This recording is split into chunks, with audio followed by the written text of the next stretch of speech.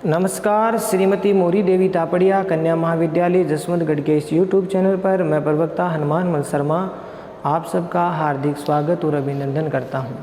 प्यारे विद्यार्थियों, आपका बीए द्वितीय वर्ष के पाठ्यक्रम के अंतर्गत हम जो है पढ़ रहे हैं। बीए द्वितीय वर्ष के पाठ्यक्रम के अंतर्गत हम कवि देव के जो पद हैं वो पढ़ रहे हैं, जो जीवन सार सुधा शीर्षक से अवतरित है।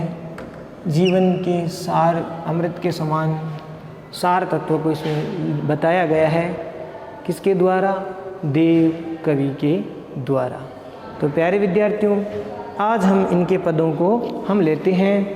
तो इनके जो पद हैं वो जो है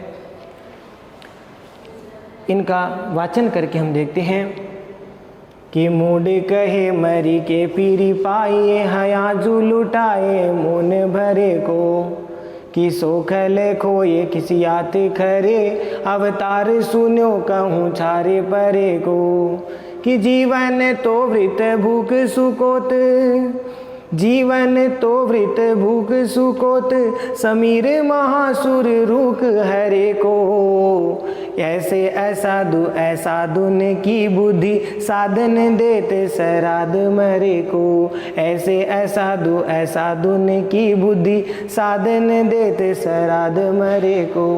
तो प्यारे विद्यार्थियों, ये तो था छंद का वाचन कवि देव के द्वारा रचित। ये जो छंद है वो प्यारे विद्यार्थियों, ये जो छंद है वो है सवैया छंद। ये आप विशेष वाले पॉइंट में लिख देंगे। अब इसकी व्याख्या हम करते हैं कि मूड कहे माने मूर्ख लोग कहते हैं। मूड माने मूर्ख, दुष्ट लोग जो है वो ये कहते हैं, क्या कहते हैं कि मरी के फिर पाइए, यानी मर करके फिर माने पुनः प्राप्त कर सकते हैं या प्राप्त करते हैं।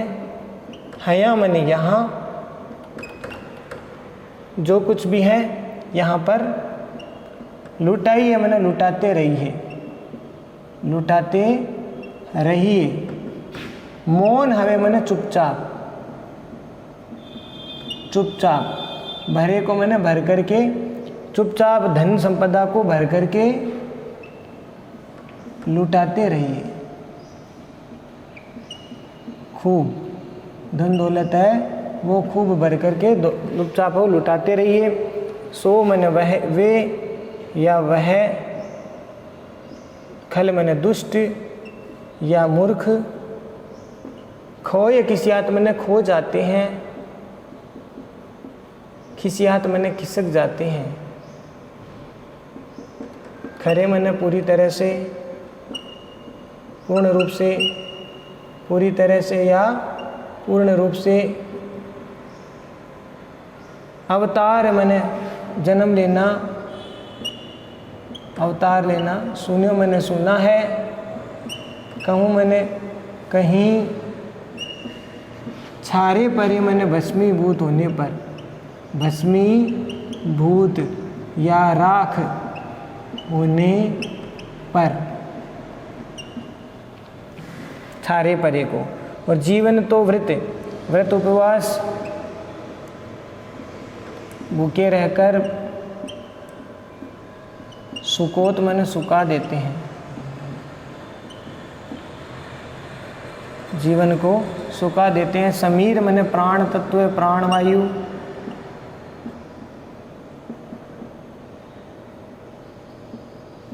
वो जो महामन अत्यधिक जो वायु है यानी प्राण तत्व है वह सुर रूख है। हरे को सुर रूख कहते हैं। सुर मन देवता, रूख मन पेड़।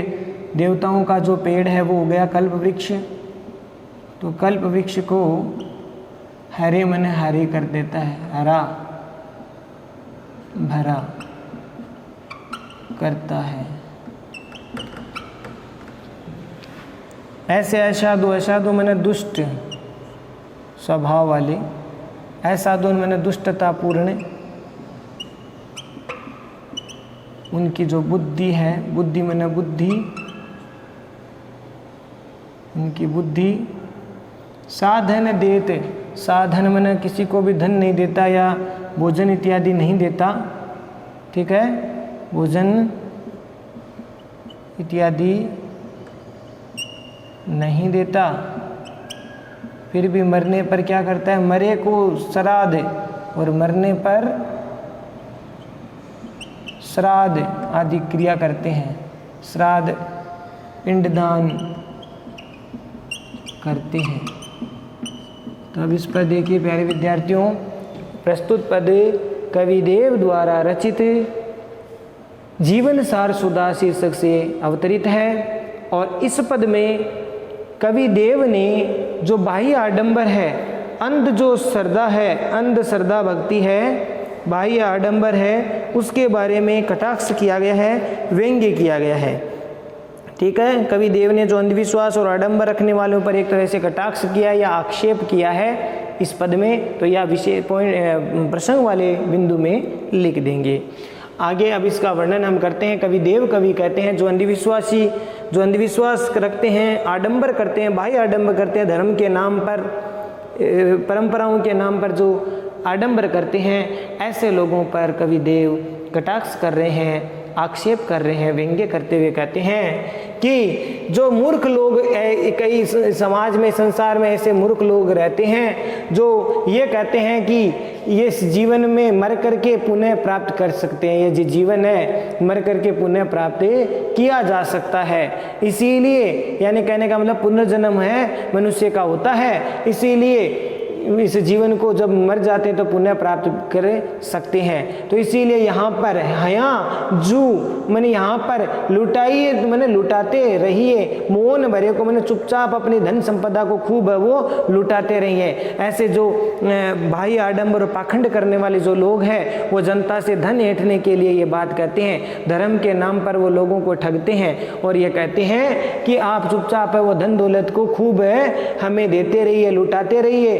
क्योंकि ये जो धन दौलत है यहाँ जो खर्च करोगे, यहाँ जो लुटाओगे, वही आगे मरने के बाद पुण्य प्राप्त हो जाएगा। तो ऐसी बातें वो सिखाते हैं या कहते हैं। जब ऐसे मूर्ख लोगों को सोखल खोए किसी आत खरे, ऐसे जो दुष्ट लोग हैं, दुष्ट और जो मूर्ख लोग हैं, जब उनको ये कहा जाता है कि मरने के बाद है वो पुण्य कैसे प्राप्त हो सकता है, तभी क्योंकि अवतार सुनो कहीं छारे परे को, यानी अवतार मैंने जन्म लेना, अवतार लेना, सुनो मैंने सुना है, कहूँ मैंने कहीं, छारे परे मैंने भस्मीभूत राख होने पर, छारे का अर्थ होता है राख या भस्म, परे मैंने पड़ने पर, होने पर, जब ये देह है, ये शरीर जब भस्मीभूत हो जाती है, राख हो जाती है, तो फिर से इसका जन्म कैसे होता है ये कहीं नहीं सुना गया है। जब इस प्रश्न का हम ऐसे दुष्ट लोगों से प्रश्न करते हैं तो ऐसे लोग वहां से खिसक जाते हैं, किसी आत खरे में पूरी तरह से वहां से खिसक जाते हैं और फिर वो दिखाई नहीं देते, खो जाते हैं, खिसक करके कहीं खो जाते हैं। कहने का तात्पर्य उनको फिर उत्तर है वो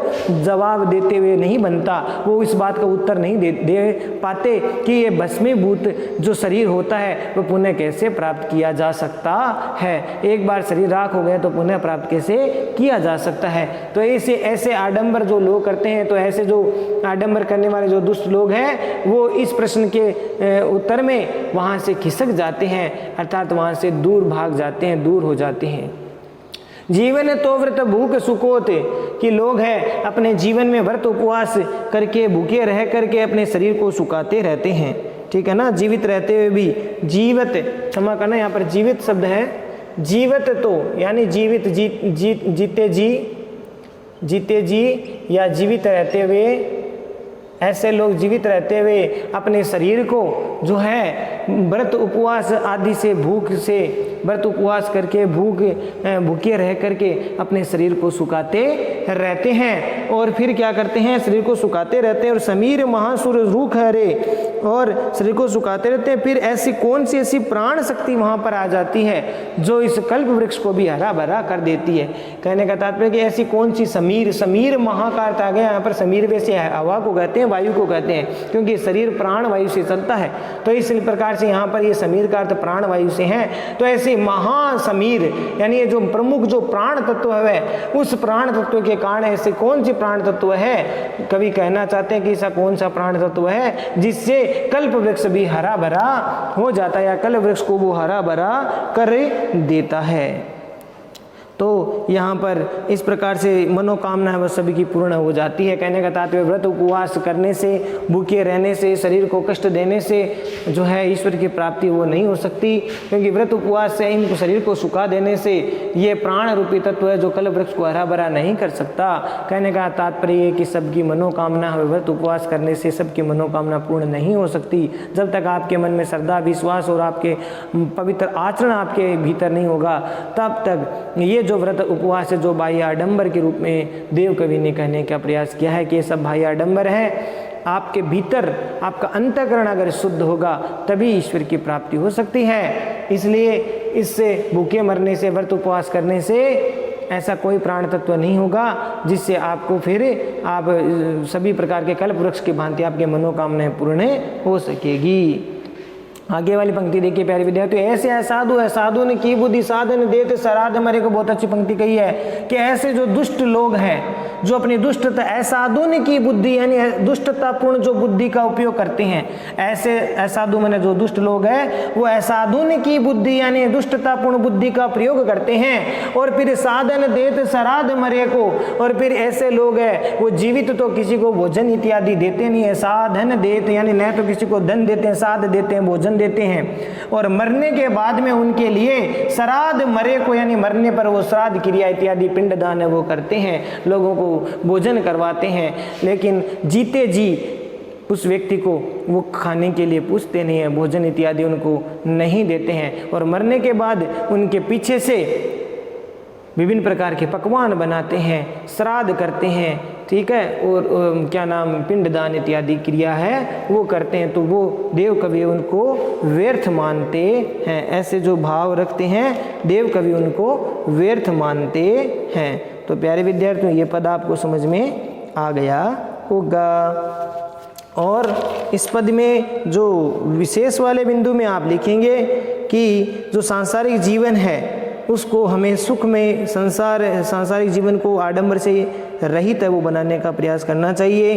परलोक और जो पुनर्जन्म की अंधविश्वास है उस ढोंग में उसको मनुष्य को नहीं फंसना चाहिए। जो परलोक की बातें करते हैं, जो ढोंग की बातें करते हैं, उनमें हमें फंसना नहीं चाहिए। ये बात भी आप विशेष वाले पॉइंट में लिख सकते हैं, ठीक है। और अनुप्रास, यमक और आक्षेप अलंकार का प्रयोग इसमें किया गया है। अनुप्रास और अनुप्रास काव्यलिंग, आक्षेप अलंकार का प्रयोग इसमें किया गया है। अनुप्रास, काव्यलिंग और आक्षेप अलंकार का प्रयोग इसमें किया गया है। साथ ही साथ एक जगह असाधु साधु में, असाधु साधु में हमें यहाँ पर यमक अलंकार का भी प्रयोग है किया गया है। और साथ ही साथ भाषा की बात करें तो ब्रज भाषा है, छंद की बात करें तो हमें सवैया छंद लिखना है। प्यारे विद्यार्थियों छंद कौन सा है यहाँ पर? सवैया छंद। सवैया छंद की गति उचित है, ब्रज भाषा का सुंदर प्रयोग है वो किया गया है। तो ये आप पद है वो इसमें विशेष वाले बिंदु में लिख सकते हैं। तो प्यारे विद्यार्थियों ये भाव आपको समझ में आ गया होगा। विद्यार्थियों अब अगला पद हम लेते हैं कि है उपजे रस बीज ही ते विन से है सबे छिति छारे के छाड़े, एक से देखू कछु न भी से कूजू एक ही उन्हारे कुम्हारे के भांडे, किता पर आपुन ऊंच हवे, किता पर आपुन ऊंच हवे और न नीचे के पाए पूजावत चांडे, कि वेदन मुंदी करी इन धुंदी सुसुद पावन पावन पांडे, वेदन मुंदी करी इन धुंदी सुसुद पावन पावन पांडे। तो प्यारे विद्यार्थियों ये भी छंद है वो आपका सवैया छंद है, ठीक है। छंद की बात करें तो इसमें भी सवैया छंद है। भाषा ब्रज ही है, भाषा कौन सी है? ब्रज भाषा है दोनों ही पदों में। और अब इसका अर्थ हम देखते हैं। उपजे मन उत्पन्न हुए हैं, रस बीज मन एक ही रस बीज से, एक ही रस बीज अर्थात जल बीज से, जल तत्व से, बीज तत्व से, या मूल तत्व जो कहेंगे हम, जो मूल तत्व है उसी से उत्पन्न हुए हैं। एक ही जल और बीज से अर्थात एक ही रस बीज से उत्पन्न हुए हैं। ते मन वे, विन से मन विनष्ट हो जाते हैं, नष्ट हो जाते हैं, विनष्ट हो जाते हैं यानी नष्ट हो जाते हैं। सबे मन सभी, क्षिति मन धरती, क्षार का अर्थ होता है मिट्टी, राख, भस्म, छाड़े, छाड़े मन मिल जाते हैं।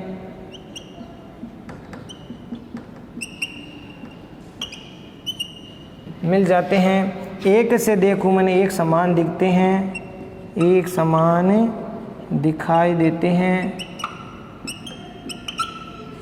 कछु मैंने कुछ भी, न मैंने नहीं, विषेको मैंने विशेष या विशिष्ट, ठीक है, विशिष्ट, ज्यों मैंने जैसे, एक उनिहारी मैंने एक ही, एक समान, उनिहारी मैंने एक रंग रूप, ठीक है ना, रंग रूप आकृति। कुम्हार मैंने कुम्हार के भांडे, भांडे मैंने बर्तन, जो कुम्हार के भांडे बर्तन है वो जैसे एक ही मिट्टी से, एक ही आकार प्रकार या मिट्टी से जो बने होते हैं, एक ही मिट्टी से वो बने रहते हैं। और तापर मैंने उस पर भी, उस पर या उस सत्य को जानते हुए भी, सत्य को जानते हुए भी, आपनो मैंने स्वयं को, अपने आप को, ऊंच मैंने ऊंचे कुल का, ऊंचे कुल का, ऊंचे वर्ण का, भव्य मैंने बताता है, ठीक है ना, भव्य मैंने होता है या बताता है। औरन मैंने अन्य को, नीच वर्ण का बताता है, निम्न बताता है, ठीक है, निम्न नीच वर्ण का बताता है। और अपने पाए मैंने पैरों को, पूजावत मैंने पूजाते हैं, पूजवाते हैं। चांडे, पाए पूजावत चांडे, यानी ऐसे जो लोग हैं उस पैरों को पूजवाने में क्या करते हैं, इच्छा उनकी बनी रहती है, रुचि वो बनी रहती है, रुचि। वेदन, मूंदी मैंने वेदों का ज्ञान नहीं है, वेदों का मूंदी लिया यानी वेदों की तरफ से उनका ज्ञान मंद है, ज्ञान वेदों का ज्ञान नहीं है। और इन ऐसे जो द्वंद्व करने वाले जो लोग हैं, द्वंद्वी जो द्वंद्व में फंसे हुए रहते हैं। सु मैंने वे, दूसरों को शुद्ध मैंने शूद्र बताते हैं, निम्न बताते हैं, पावन मैंने अपवित्र बताते हैं। अपने को ज़्यादा शुद्ध, ये अर्थ दो अर्थ में ले सकते हैं, अपने को शुद्ध मानते हैं और दूसरों को अपावन मानते हैं। अपावन पवित्र, अपावन अपवित्र।